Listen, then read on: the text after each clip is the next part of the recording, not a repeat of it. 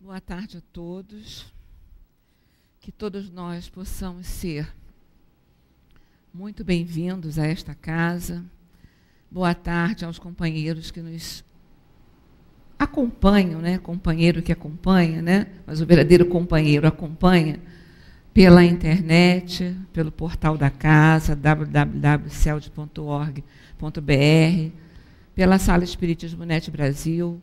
Que todos sejam muito bem-vindos e que possamos sair desta tarde mais enriquecidos, um pouquinho mais conscientes da nossa responsabilidade quando nós pedimos, imploramos muitas vezes um corpo para prosseguir na nossa jornada de espírito imortal. Então, que Deus nos ajude, nos auxilie, nos abençoe, que conceda a todos vocês paciência para me ouvir e que me conceda sempre a tranquilidade necessária para o desempenho da atividade que dizemos com muito bom gosto: presente, Senhor. Aqui estamos para fazer o que precisas que eu faça. Bom, falar de arrependimento e expiação, às vezes a gente escuta assim, né? Alguns companheiros assim, nossa, mas espírita gosta de sofrer, né? Porque tudo para ele é karma, tudo para ele é expiação. Ele tem uma vontade assim muito grande, né? Ele tem um desejo da expiação, etc. e tal. Não é isso, a gente sabe que não é isso. Porque a gente precisa entender como enxerga e como entende e como percebe o que significa ser expiação. Antes da expiação, quando a gente fala de arrependimento, a gente se pergunta assim, o que é arrependimento? Para cada um de nós, arrependimento tem um significado, né? E do que eu me arrependo? Quando eu me arrependo de alguma coisa, do que eu me arrependo? Cada um de nós também vai ter uma resposta, porque o arrependimento é uma situação pessoal. O que para mim pode provocar uma situação que me leve ao arrependimento, para outra pessoa pode não significar absolutamente nada. Então eu preciso definir o que é arrependimento, o ato de me arrepender, o que me leva ao arrependimento, do que eu me arrependo e ao que me leva ao arrependimento. Por que eu me arrependo? Para que eu me arrependo? O que eu vou ganhar com isso? Qual vai ser a ação meritória? O que vai acontecer de bom para mim pelo fato de eu me arrepender? O que eu estou me arrependendo? Então, eu tenho que pensar isso. Geralmente, quando a gente começa a analisar a palavra arrependimento e os atos que nos levam ao arrependimento, geralmente não são atos que me deixaram felizes, né? Não foram coisas que aconteceram e que eu fiquei assim feliz, saltitando, botando um óculos cor-de-rosa, bela e fogosa, pulando e brincando. Geralmente não. Geralmente eu me arrependo de alguma coisa que eu certamente não me senti muito bem quando eu cometi um ato. Então, o meu arrependimento está ligado a alguma coisa que eu fiz que não foi das melhores possíveis, que não me trouxe a melhor sensação possível. Então, se eu lembro, né, do ensinamento de Jesus, ama teu Deus acima de todas as coisas e ao próximo como a ti mesmo, então aquilo que eu fiz, que certamente prejudicou ou certamente atrapalhou ou levou qualquer tipo de prejuízo a alguém, não foi alguma coisa que eu gostaria que tivessem feito comigo. Então, eu preciso pensar por aí. Tá bom, então arrependimento não me remete a uma situação muito cômoda. Me remete a um determinado incômodo. Né? Aquele incômodo que a gente fica, sabe quando você faz uma coisa e você fica, mas eu deveria ter feito isso mesmo? Eu tinha que ter feito? Eu não poderia ter pensado um pouco mais? Eu não poderia ter tido um pouco mais? Ok.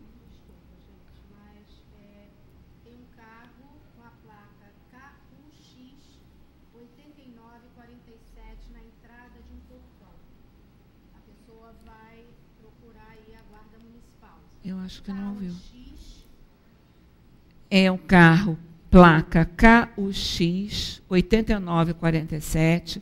Por favor, o proprietário se dirija ao automóvel, porque parece que está impedindo a entrada ou saída de algum outro carro. Vai estar no portão de garagem. Arrependimento, né? Arrependimento, né? Parar no lugar que eu não devo parar, né?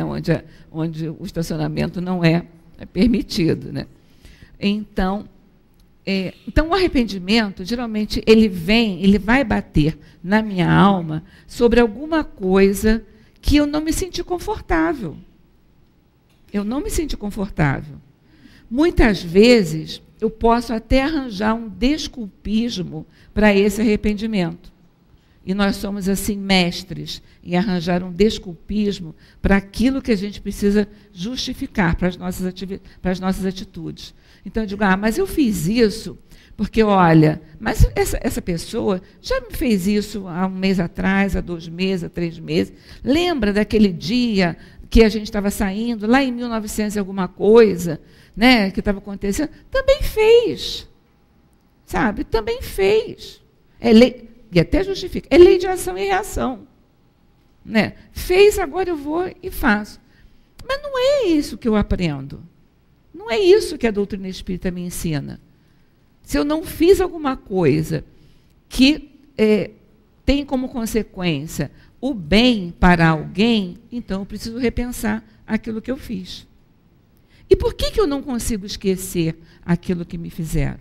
Por que eu não consigo amenizar o meu sentimento em função de uma atitude que eu tenha sofrido há algum tempo atrás? Então, eu preciso conhecer isso, saber o que está acontecendo para que isso não se efetue. Mas diz aqui no Livro dos Espíritos, ele diz assim, na 997, ele diz assim, vêm-se espíritos de uma inferioridade notória, acessíveis aos bons sentimentos e sensíveis às preces que se fazem por eles. Como se explica que outros espíritos, que deveríamos supor mais esclarecidos, demonstrem um endurecimento e um cinismo que nada consegue dobrar? Se tem pessoas que eu não esperava que agissem de uma determinada forma e conseguem agir dessa forma que eu não esperava. E o outro, que eu acho que tem conhecimento, que tem condições, que tem tudo, não consegue reagir dessa forma.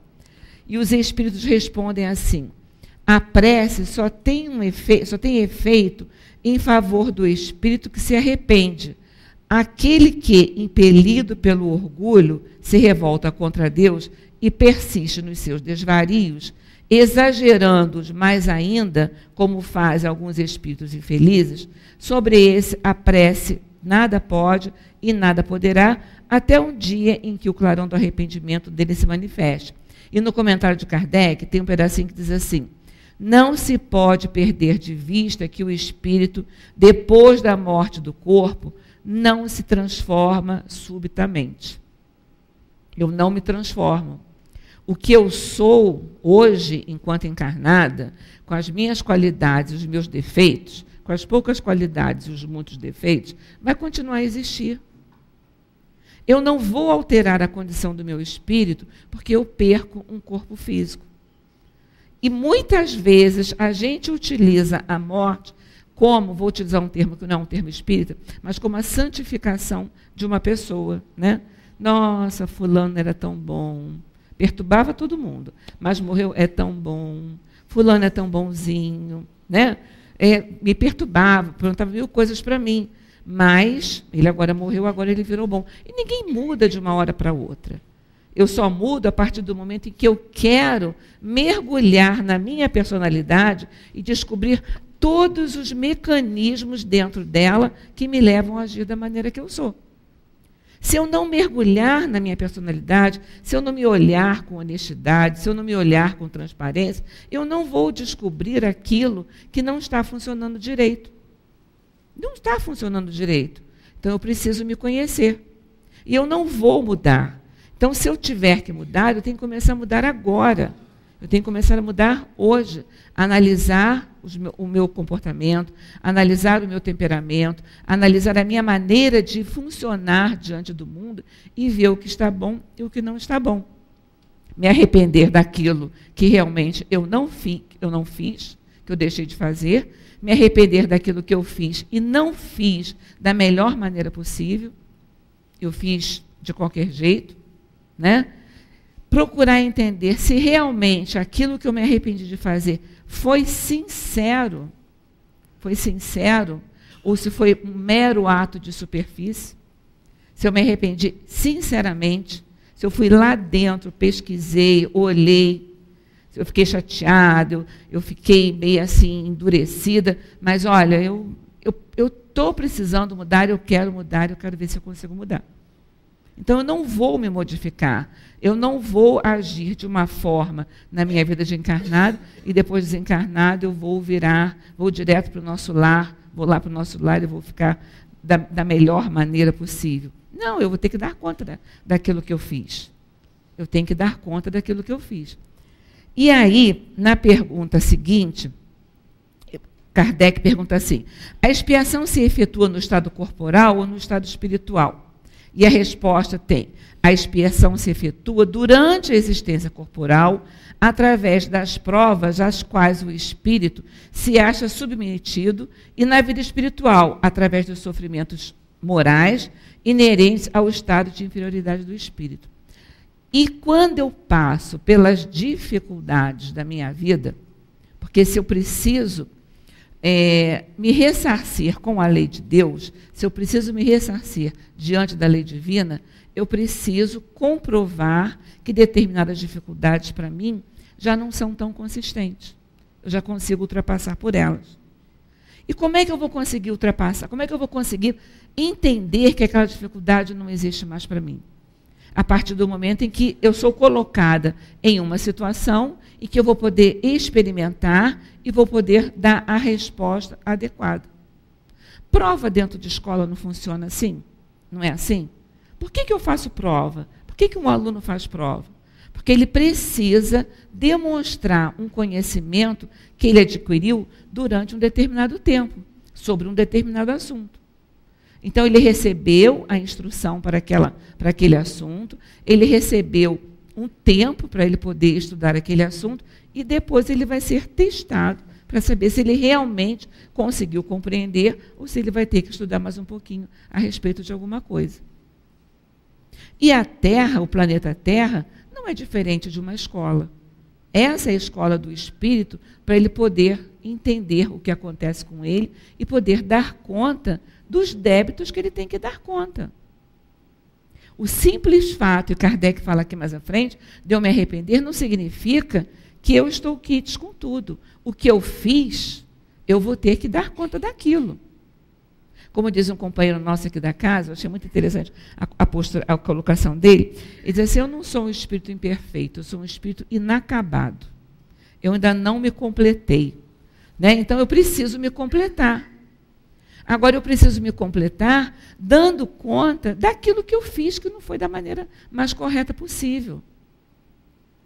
Agora, se isso que eu vou ter que dar conta, a maneira pela qual eu vou dar conta, se isso vai me causar sofrimento ou não, aí é um outro departamento, é uma outra história. Né? Se a gente for colocar bem no terra a terra da gente, se eu contraio um empréstimo em uma instituição financeira, eu contraio um empréstimo de um determinado valor, e eu não consigo dar conta daquela responsabilidade. Então, eu posso chegar, eu posso conversar junto àquela instituição, eu posso dizer, olha, eu pensei que desse para eu pagar junto a vocês desta maneira, mas eu não pude, não tive condições, etc. e tal. Muitas vezes, essas instituições, né, compreendem a postura da gente. Mas isso não quer dizer que ela nos libere daquele compromisso que nós adquirimos no momento que nós chegamos até ela, para solicitar. Tá bom, eu compreendo que você não possa fazer desse jeito. Então, vamos entrar num acordo, como é que você pode fazer? Eu posso fazer desse jeito, assim, assim. Então, tá bom, mas eu sei que eu tenho.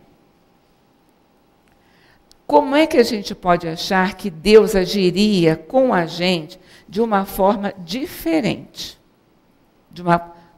Numa situação diferente dessa? A gente não pode achar isso. Tem um livro, eu não sei de quem é o autor do livro agora, mas aquelas pessoas que já estão na Terra já há algum tempo, já estão aqui há algum tempo, lembram muito de uma história, de um evento, de um circo em Niterói, que lá na década de 60 foi incendiado e várias pessoas desencarnaram naquele momento, né, naquele circo. E tem eu não me lembro quem é o autor, eu já peguei essa passagem, mas eu não me lembro quem é o autor, que vem colocando isso.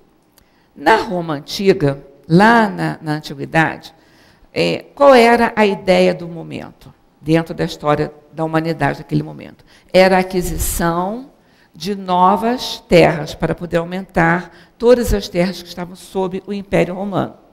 Então, para isso, as lutas, as guerras, eram frequentes, porque através dessas lutas eles conseguiriam conquistar mais pedaços de terra para ser incorporada ao Império Romano.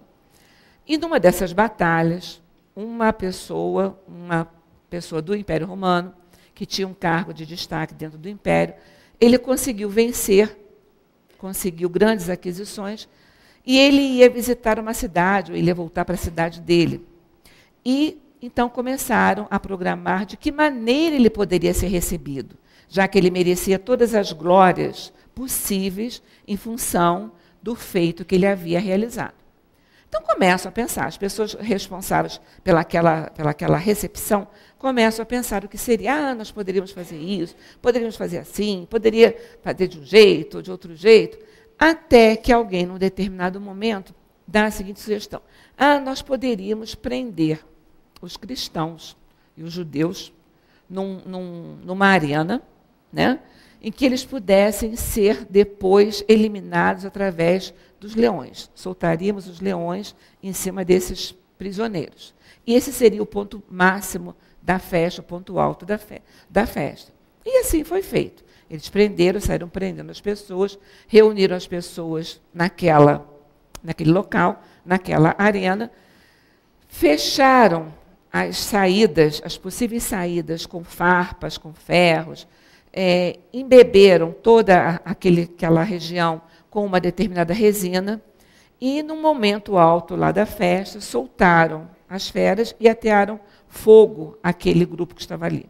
As pessoas que tentaram sair, que tentaram fugir, não conseguiam porque tinham as saídas todas interceptadas, elas não podiam sair, né? Não tinham como sair. Então, muitas morreram pisoteadas, muitas morreram queimadas.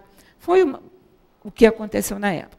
Bom, aí ele continua falando que 1000 e tantos anos depois, esses espíritos que estavam ali reunidos naquela arena, recebendo aquela figura do Império Romano, 1200 anos, 1000 e tantos anos depois, 1200 não, 1000 e tantos anos depois, eles foram reunidos num ambiente que também era uma arena, era um circo, que também era uma arena.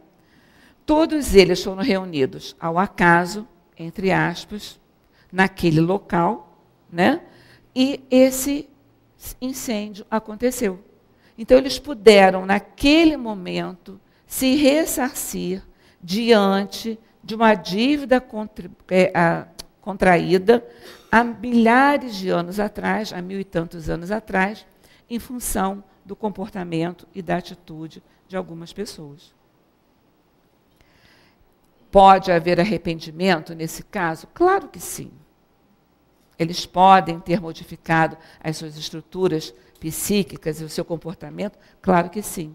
Mas não havia alguma coisa e de que eles precisariam se ressarcir diante da lei divina? Sim.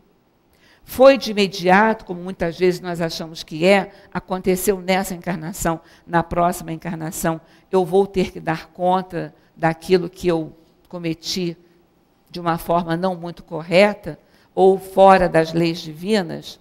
Não.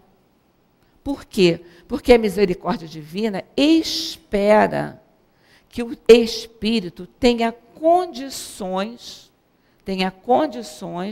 de resgatar os seus débitos dentro daquele momento.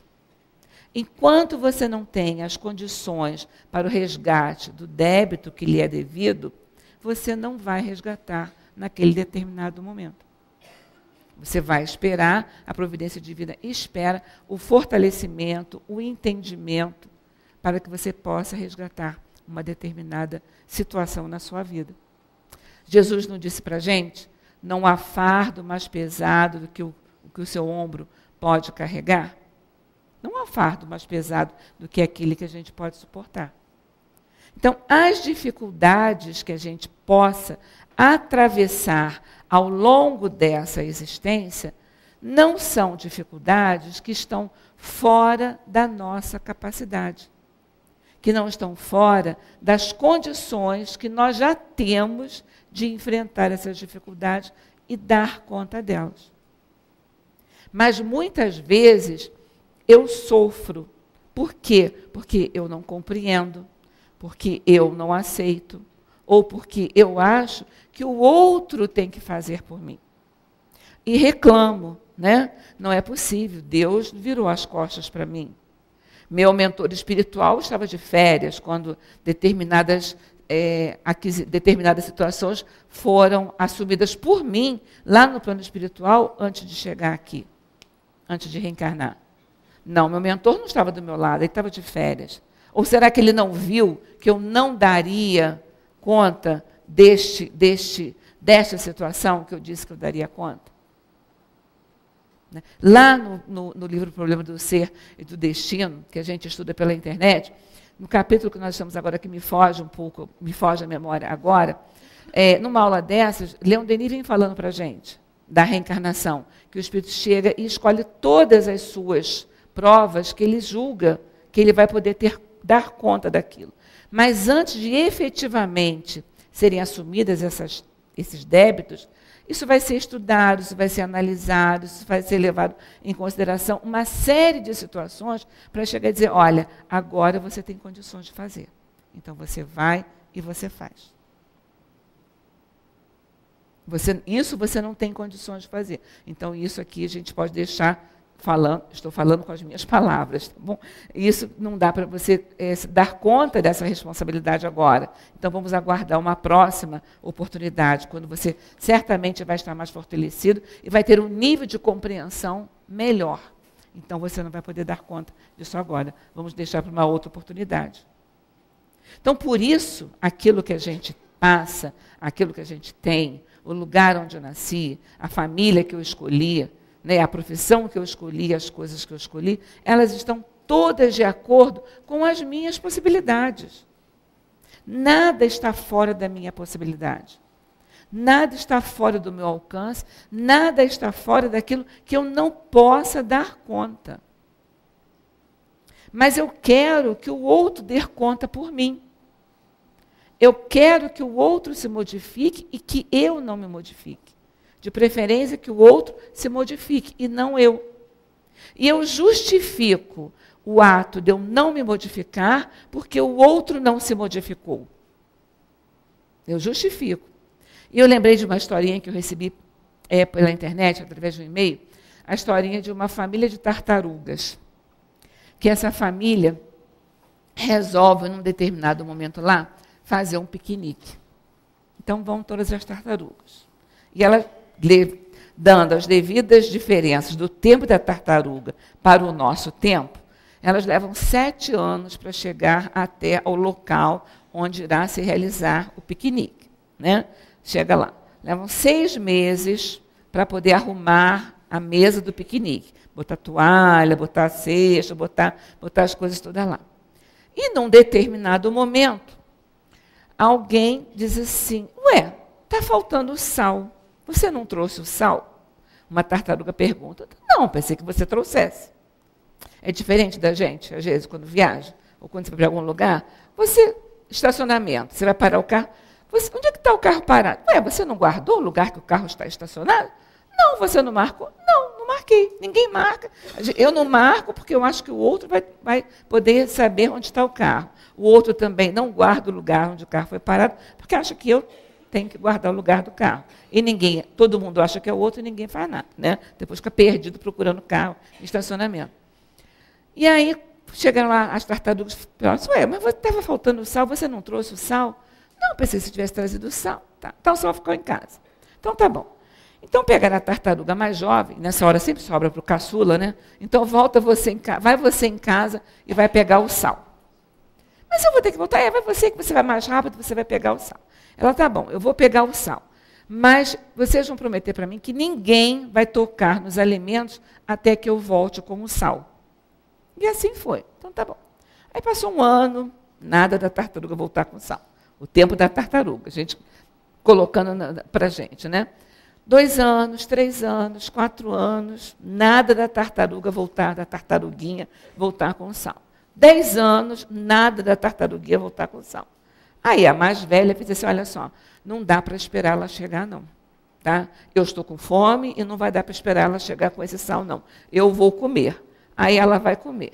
Nesse momento, sai alguém de trás da árvore. Ah, eu não te falei que vocês não iam me esperar para comer o piquenique? Eu não disse que vocês não iam me esperar? A tartaruguinha, em vez de ir em casa pegar o sal, ela ficou escondida atrás da árvore, só para comprovar se as outras tartarugas iam esperar por ela chegar ali ou não.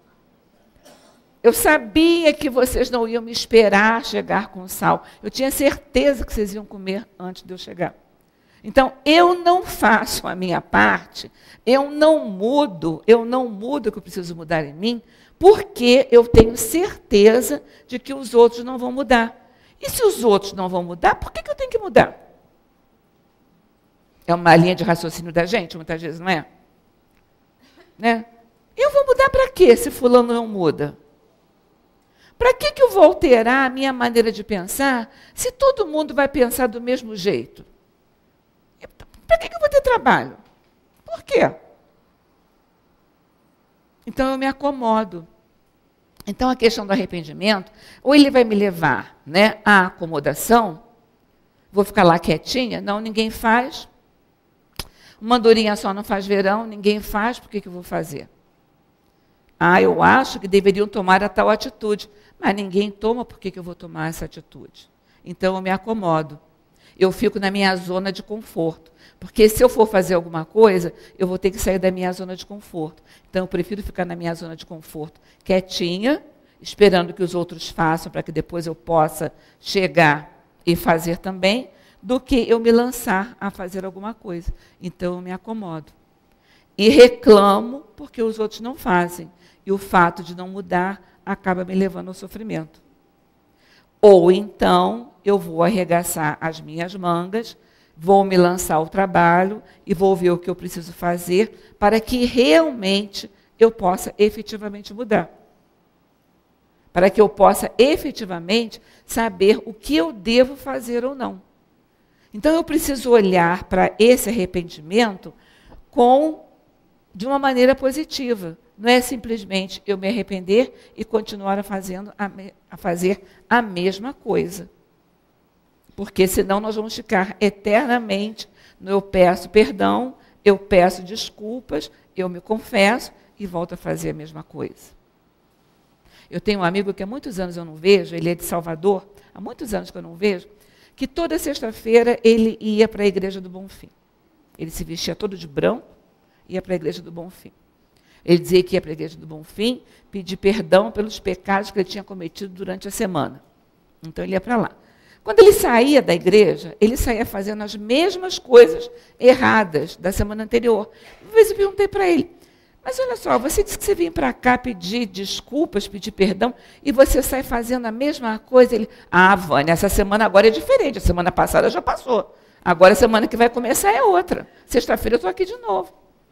Então, toda semana ele estava lá. Eu digo, e toda semana você vai fazer isso? Não, toda semana eu venho, eu rezo, peço perdão. Pronto, a vida continua. Semana que vem é outra semana, entende? E acabou.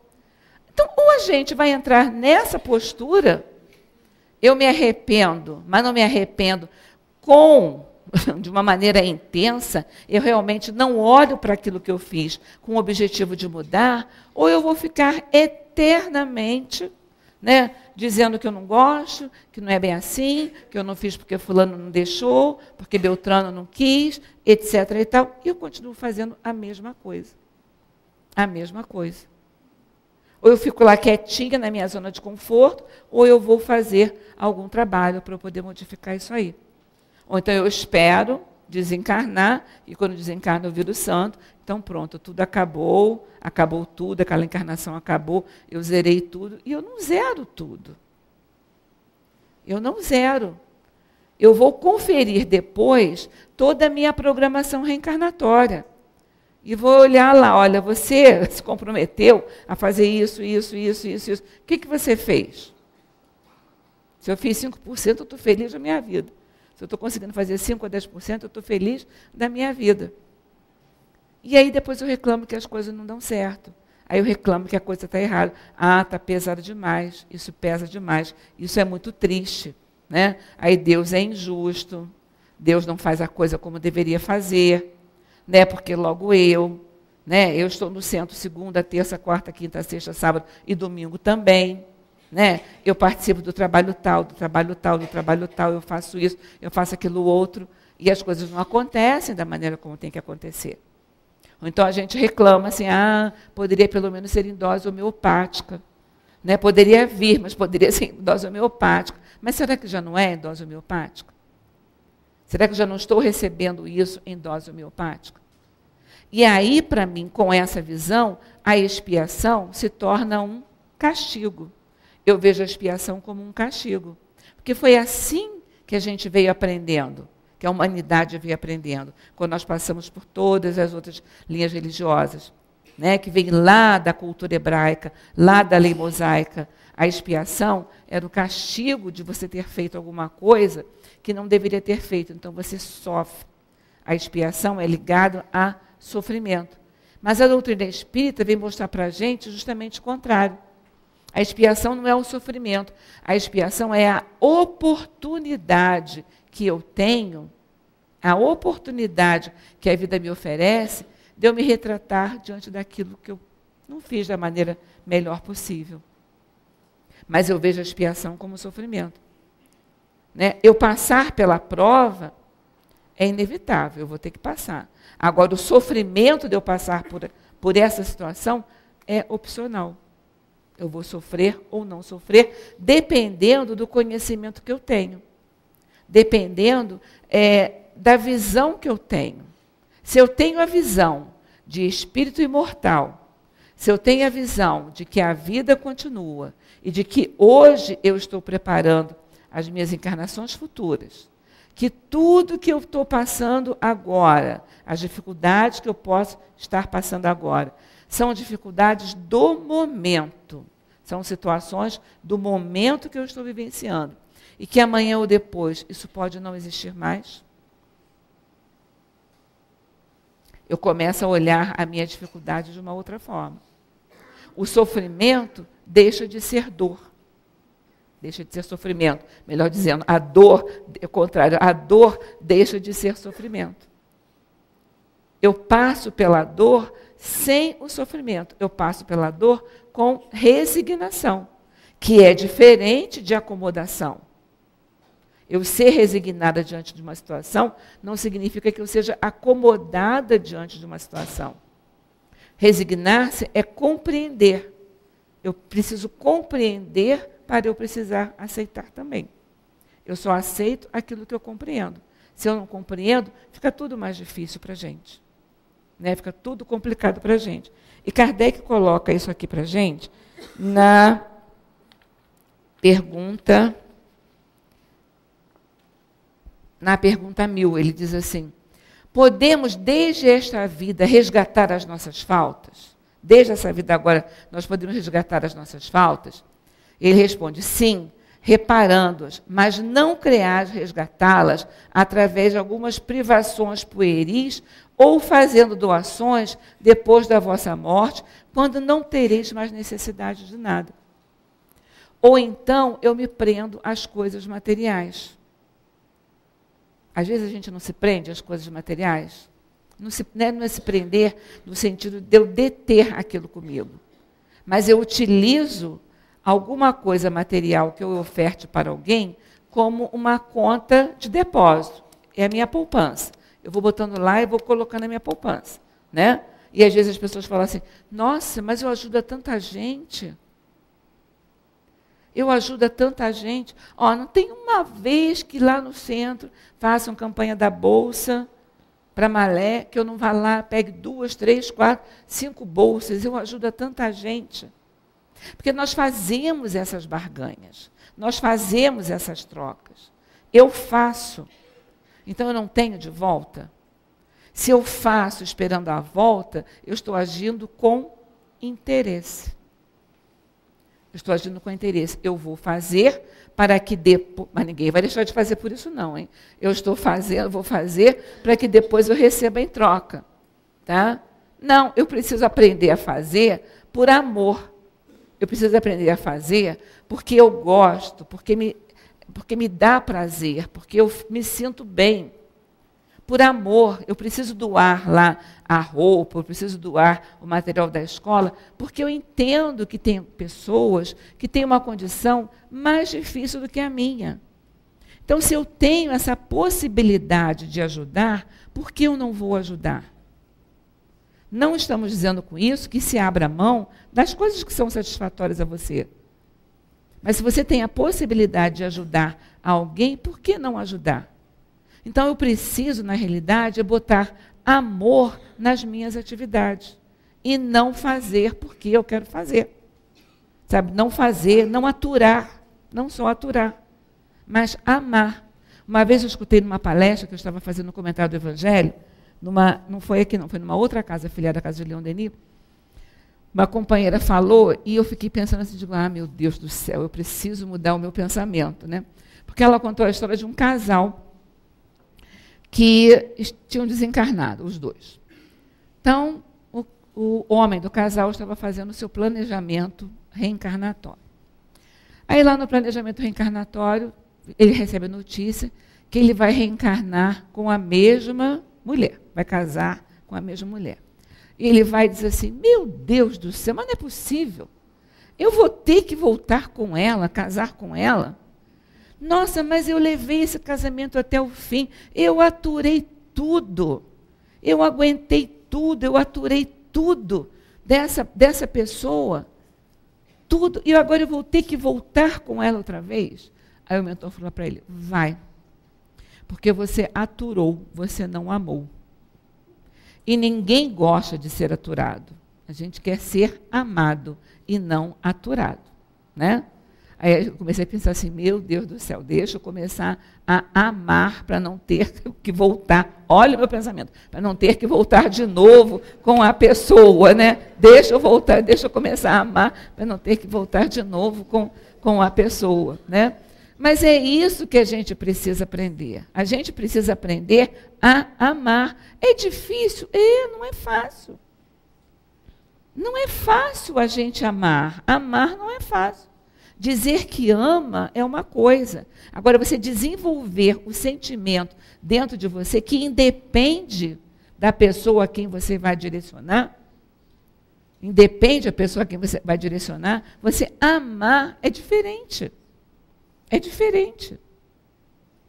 Você estar com alguém porque você gosta é uma coisa. Você estar com alguém porque você tem que estar com aquela pessoa ao seu lado é outra coisa.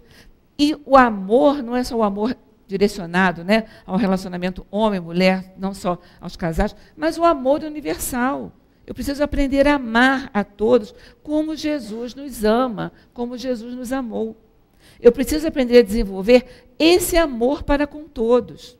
E se eu consigo desenvolver esse amor, eu coloco esse amor em qualquer coisa que eu faça. Então eu compreendo, quando eu amo de verdade, quando eu começo a amar de verdade, eu compreendo que o ato de eu dar alguns objetos materiais para alguém não significa com isso que eu esteja fazendo uma troca, porque eu estou doando, porque eu consegui compreender a real necessidade daquele companheiro que precisa do material escolar, que precisa da roupa, que precisa da alimentação. Quando eu amo de verdade, eu vou escutar o que o meu companheiro, o que o meu amigo, o que o meu conhecido tem para falar e que está angustiando, eu vou ouvir e não vou ficar, sabe, pensando assim, puxa vida, mas essa pessoa, coitada, ele sempre reclama da mesma coisa, ele sempre fala a mesma coisa. Eu vou conseguir ouvi-lo com prazer, com carinho, eu vou botar carinho naquilo que eu faço. Joana de Ângeles diz isso para a gente. A caridade é o amor em movimento, quando você coloca o carinho naquilo que você faz. Então, independe do que você faz, nem de onde você esteja, nem do tempo que você vai levar para fazer. Né? Nem do tempo que você vai levar. Tem gente que vem para a Casa Espírita, para o Leão Denis, aqui em Bento Ribeiro, que mora na Zona Sul, mora em pontos completamente diferentes, mas vem com carinho, vem com amor, vem com boa vontade. Então, isso não representa sacrifício. Quando a gente ama, a gente não tem sacrifício. Não é sacrifício. Não é sacrifício estar junto, não é sacrifício ouvir, não é sacrifício apresentar a mão amiga, não é sacrifício apresentar o ombro amigo, não é sacrifício, é amor. Então, o que eu preciso é entender todas as dificuldades que eu passo na minha vida, todas as dificuldades que a vida coloca à minha frente, eu preciso entender isso com amor. E não entender como um castigo que eu esteja passando. Um castigo que eu esteja passando. Então, se eu tenho uma deficiência orgânica qualquer na minha existência, então que eu possa olhar essa deficiência orgânica como a possibilidade de aprender alguma coisa. A possibilidade de compreender alguma coisa, de como fazer. Então, quando eu olho, por exemplo, um companheiro que nessa encarnação tem as suas limitações físicas, tem as suas dificuldades físicas ou as suas dificuldades intelectuais, muitas vezes a gente fala, meu Deus do céu, mas por quê? Né? Por quê que está passando por essa dificuldade? E a gente imediatamente faz a ligação. Em outra encarnação, deve ter preparado alguma e agora voltou nesta com essa dificuldade, porque precisa reparar aquilo. Será que foi por ele mesmo? Ou será que foi em amor a alguém, por amor a alguém? A Nancy Puma é uma escritora de São Paulo, ela relata num dos livros dela, se eu não me engano, é o Castelo das Aves Feridas, ela vem relatando, ela faz um trabalho com crianças com dificuldades, né, com algumas dificuldades. E ela vem relatando no livro um momento em que ela se depara num determinado ambiente e que ela encontra espíritos deformando os seus perispíritos com vistas a uma futura encarnação. E, na realidade, aqueles espíritos não precisariam passar por essas deformidades do corpo físico, por essas dificuldades especiais do corpo físico.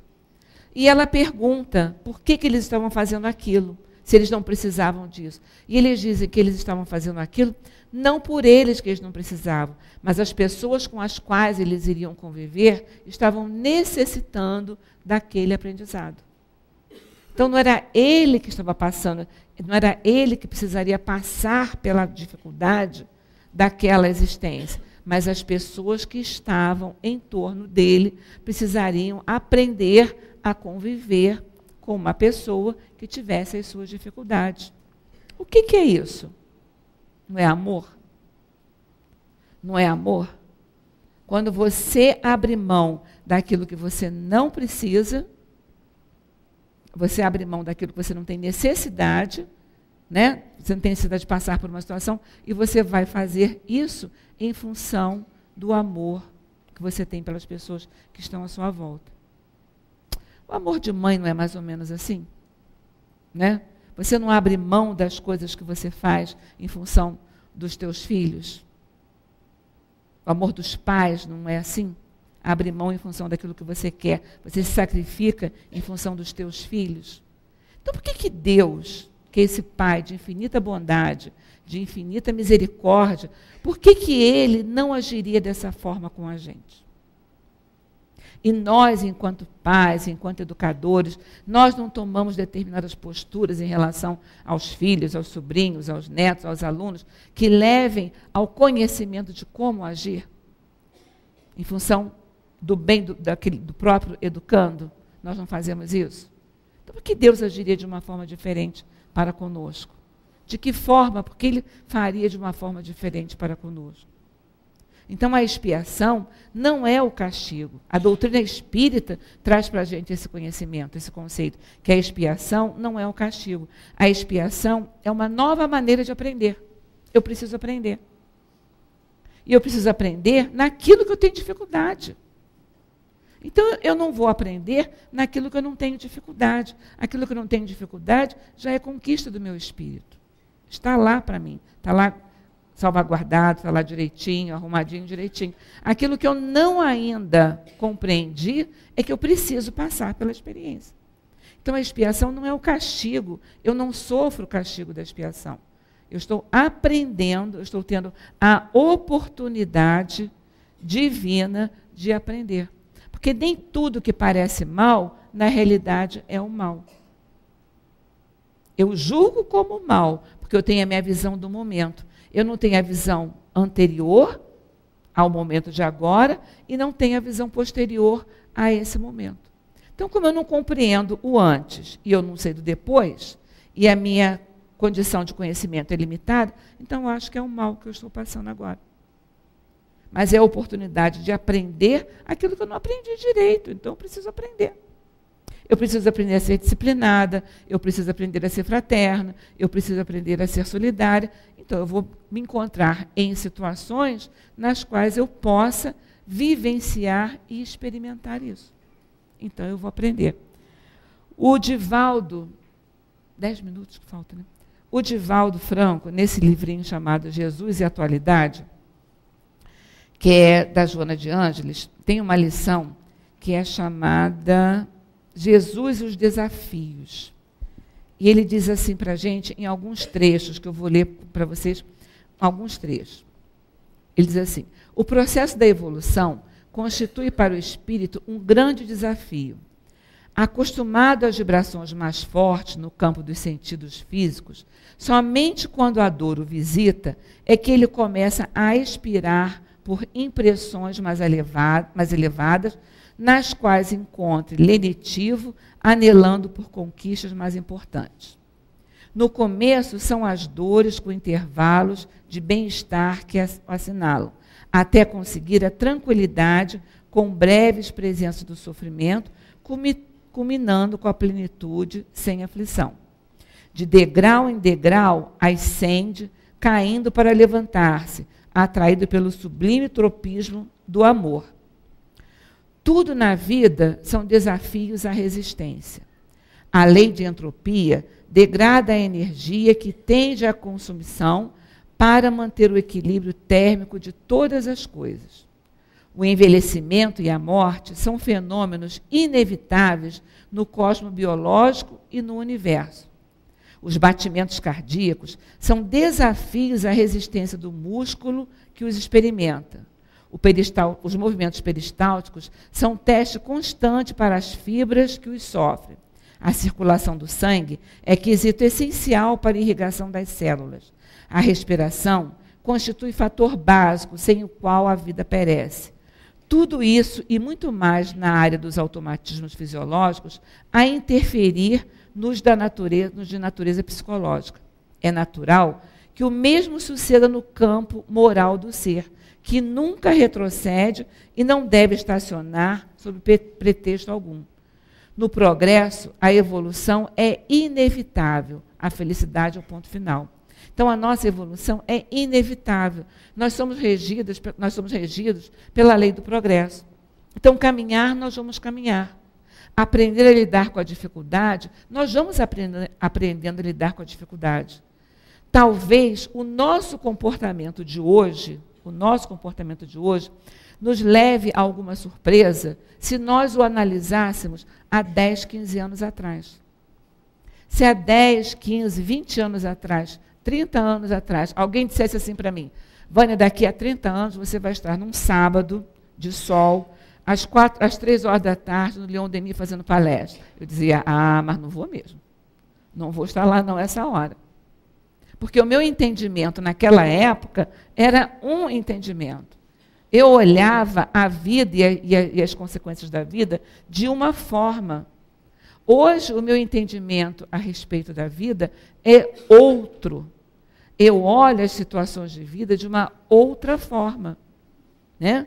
E isso a gente muda. E outros comportamentos que nós tivemos lá atrás, quando nós olhamos hoje, né, dizem, nossa, mas antigamente eu pensava de uma forma tão diferente que hoje eu penso do que hoje.